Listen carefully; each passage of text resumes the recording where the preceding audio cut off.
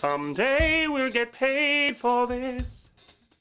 Hello, news aficionados.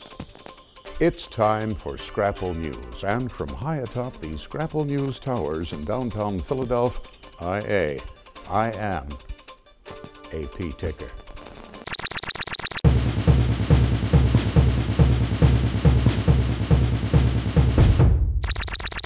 Philly Pride is back, ladies and gentlemen. Come on, everybody. I said, let's play a game. 40 people were shot so far in June. 3 dead, 37 injured. 23 schools are scheduled to close due to a $300 million budget deficit. Black students make up 81% of the school closings, and they only account for just 58% of the overall student population. Oh, but don't worry. The state has a great way to deal with the problem. Just outside of Philly, they've set aside $400 million for a new prison.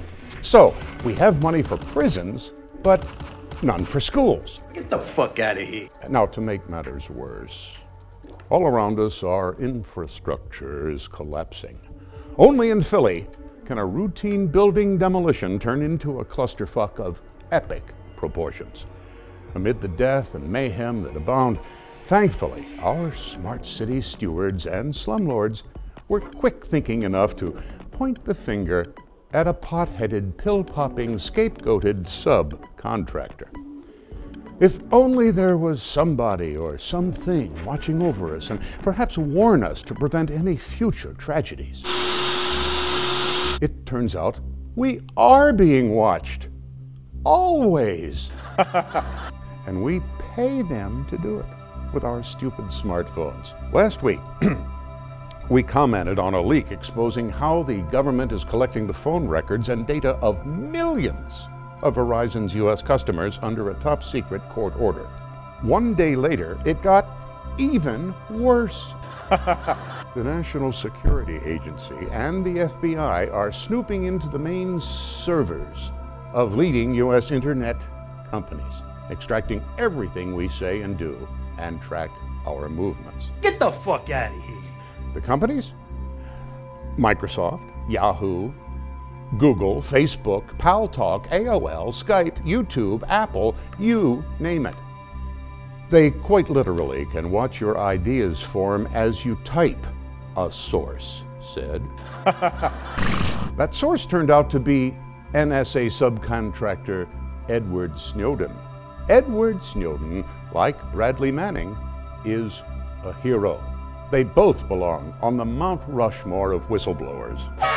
This is a guy who gave up a job paying at least $200 grand a year, a house in Hawaii, and most likely his freedom to let the American people know the truth.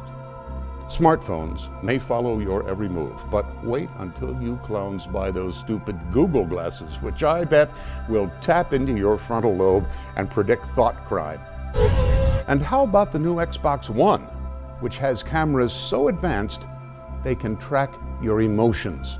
You're the fat ass. No, you're the fat ass. You're the fat ass.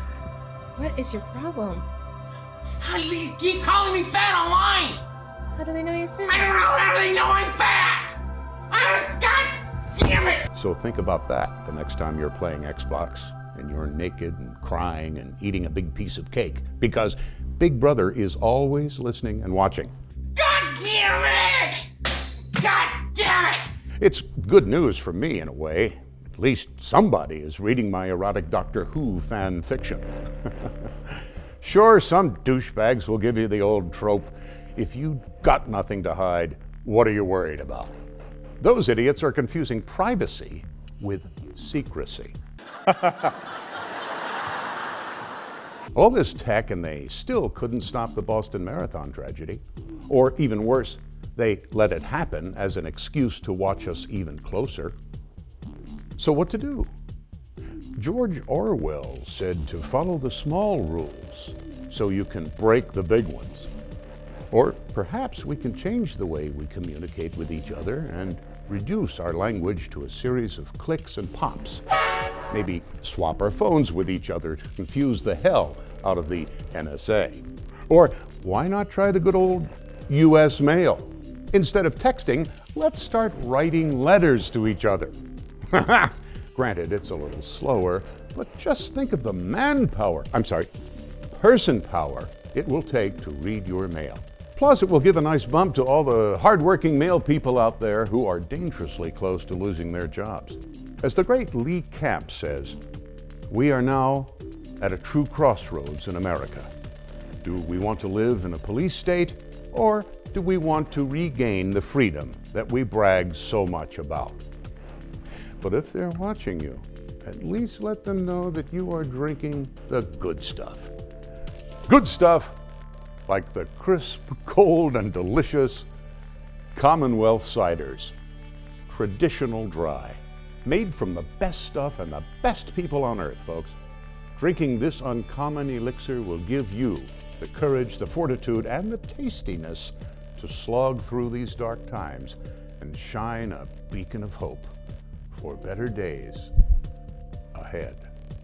Till next time, folks, I'm AP Ticker, and I speak for the trees.